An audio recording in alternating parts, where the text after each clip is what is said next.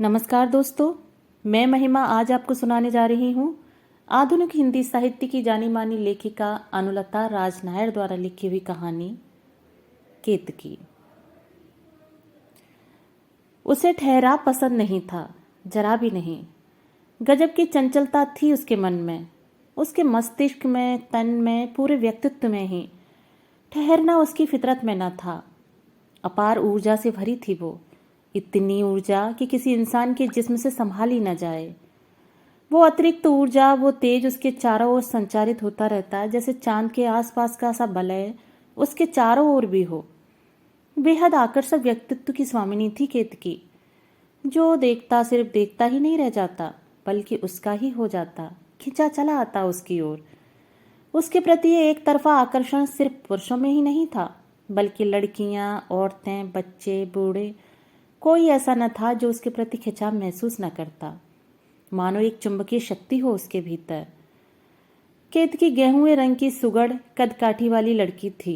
नैन नक्श एकदम तीखे, तराशे हुए, चेहरा नापा तुला, आंखें बेहद आकर्षक और चंचल, ढेरों सवाल लिए हुए। सवाल तो सदा उसके होठों पर ही रहते थे।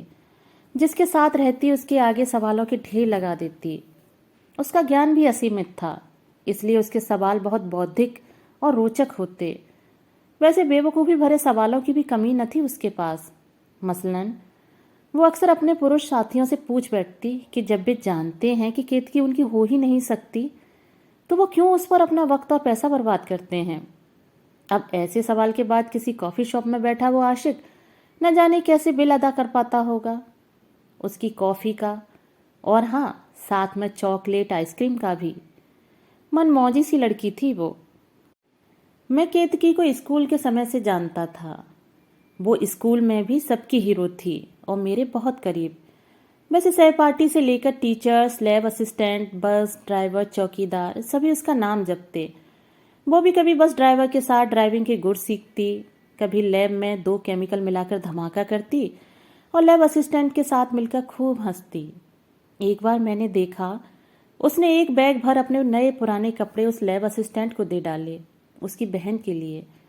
मेरे पूछने पर बोली, अरे सब पुराने फैशन के थे। साथ ही बड़बड़ाती भी जाती थी, करम जला रौतली सूरत बनाए फिरता है, नफरत है मुझे उससे। मैं हैरान सा उसको ताकता रह जाता। उसका मन पड़ना असंभव था, कुछ टिकता ही नहीं था 20 सेकंड से ज़्यादा, तो कोई कैसे पढ़े। केतकी का जीवन एक खुली किताब था। बिन माँ बाप की लड़की थी, मौसा मौसी ने पाला था, संपन्न परिवार से थी। उसके बारे में सबको सब कुछ पता होता था। बोलती इतना जो थी, मगर मुझे वो सदा रहस्यमयी सी लगती थी। ऐसा लगता मानो उसकी इस खुली किताब के पन्नों पर कुछ लिखा है, एक अदृश्य स्याही से जो कोई देख नहीं सकता। मैं कहता भी उससे कि तुम्हारी तलछटी में जाकर फिर और गहरा खोद कर देखना है मुझे। वो मुस्करा कर कहती, मैं नदी हूँ अंश, सिवा पानी के कुछ नहीं। बहता पानी, साफ और पारदर्शी, जो चाहे देख लो, अपना अक्स भी। जितना गहरा खोदोगे उतना ज़्यादा पानी पाओगे। और मत भूलना कि मोती सागर में मिलते हैं, नदियों में नहीं। वो बोलती चली जाती बिना रुके। मैं सुनता रहता बिना कुछ समझे। देखना एक दिन मैं भी सागर में मिल जाऊंगी और पा जाऊंगी एक मोती, जड़ लूंगी उसको अपनी अंगूठी में। कितना शौक था उसे अंगूठियों का, हर उंगली में एक अंगूठी, पतली मोटी, असली नकली, चाहे जैसी। अंगूठा तक खाली नहीं था उसका। सचमुच नदी थी वो, पागल नदी। एक रोज वो बड़ी सी एक सिंदूरी बिंदी लगाकर आई, उसके मासूम से चेहरे के हिसाब से बहुत बड़ी। फिर खुद ही हंस के बोली, ओल्ड फैशन लगती है ना। मैंने सोचा, क्षितिज से उगता सूरज कभी ओल्ड फैशन हो नहीं सकता भला। मुस्करा दिया मैं। उस दिन मेरे हाथ की रेखाएं देखने लगी। कहती है उसको सब आता है, उसके हिसाब से मेरा प्यार कोई और होगा और मैं ब्याह किसी और से करूंगा। वाकई उसको सब पता है। मैंने कहा, लाओ तुम्हारा हाथ देखूं। तो उसने मुट्ठी कस ली। नहीं अंश, मेरे हाथ में कोई लकीर नहीं, सब बह गई पानी में। कभी कभी मुझे लगता केतकी एक माया मृग सी है, जिसको देखो उसका दीवाना हो जाता है, भटकता है उसको पाने को, जबकि वास्तव में वो है ही नहीं। वो सिर्फ एक भ्रम है, तभी उसकी हंसी मुझे ख्यालों से वापस ले आती और मैं देखता उसको अपने एकदम करीब। उसको जब कॉलेज में दाखिला लेना था तब मेरे पीछे चक्कर काटती फिरी कि अंश, हम और तुम एक ही साथ पढ़ेंगे। मैं भी छेड़ता, क्यों भाई, क्या सारी उम्र मेरे पीछे लगी रहोगी? तुम साथ रहती हो तो कोई लड़की मेरे पास नहीं आती कि तुम हो मेरी और तुम मेरी होती नहीं। उस रोज उसने बड़ी संजीदगी से कहा था, अंश, मैं तुम्हारी ही हूं, बस खुद को समझ सकूं तुम्हारे काबिल तो तुम्हें सुपुर्द कर दूं स्वयं को। उसकी अटपटी बातें मुझे समझ नहीं आती, मगर वक्त के साथ इतना जरूर समझ गया था कि उसके साथ मेरा लगाव मुझे तकलीफ जरूर देगा, मगर मुझे मंजूर था। हम कॉलेज साथ जाते, वहाँ ढेरों लड़के उसके आगे पीछे मंडराते और वो किसी से नोट्स बनवाती, किसी को बाइक में पेट्रोल भरवाने भेजती और सबसे कहती, तुम्हारी नेकी मुझ पर उधार। जाने कितने उसी उधारी के पटने के इंतजार में फिर रहे थे।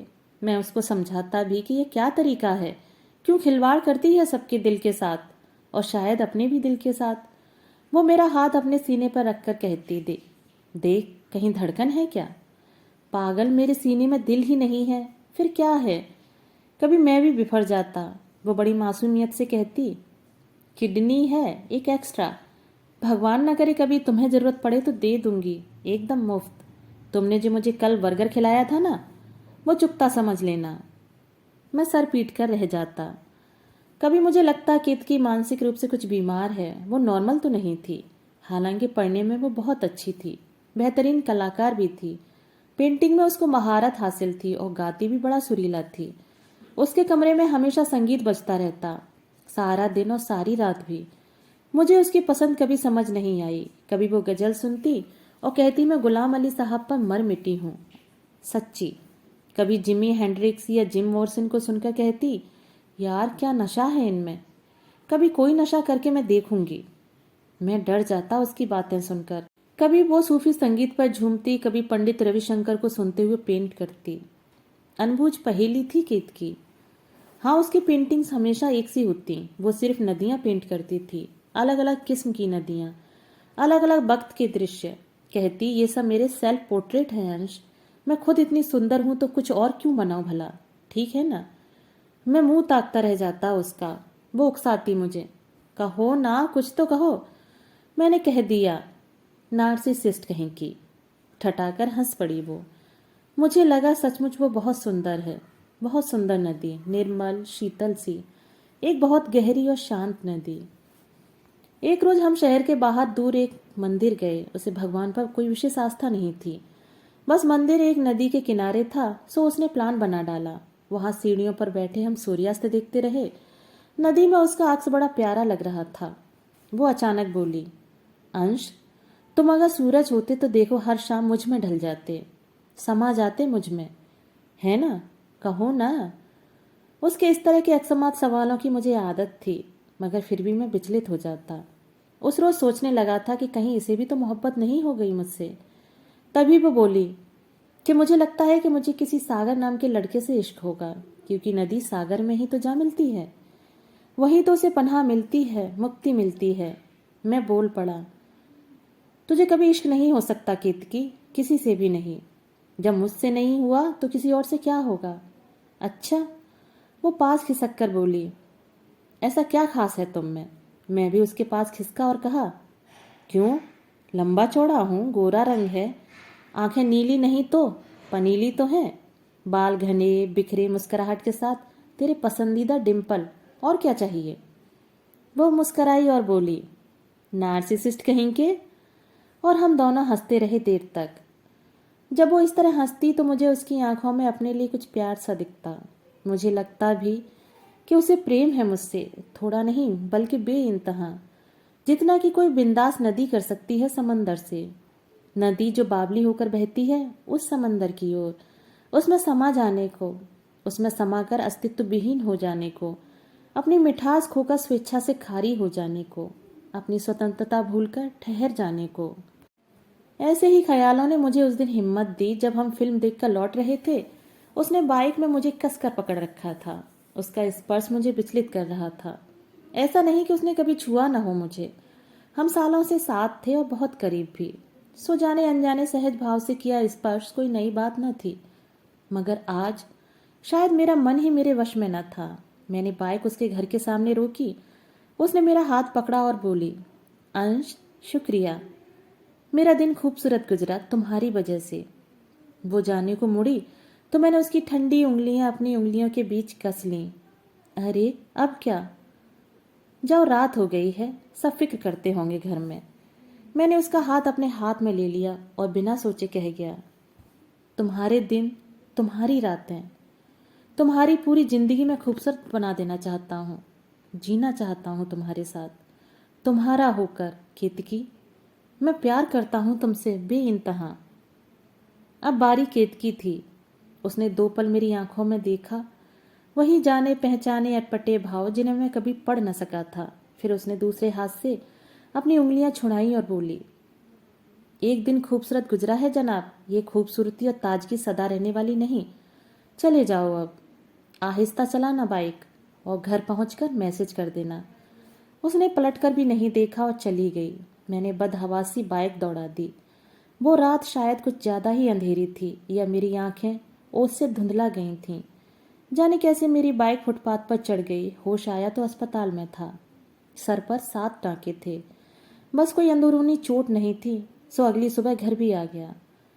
2 रोज हुए केतकी का कोई पता नहीं था। न मिलने आई न कोई खबर ली। फोन भी बंद था उसका। तीसरे दिन आई थी तो मैंने सहज शिकायती लहजे में कहा कि बड़ी जल्दी फुर्सत मिली।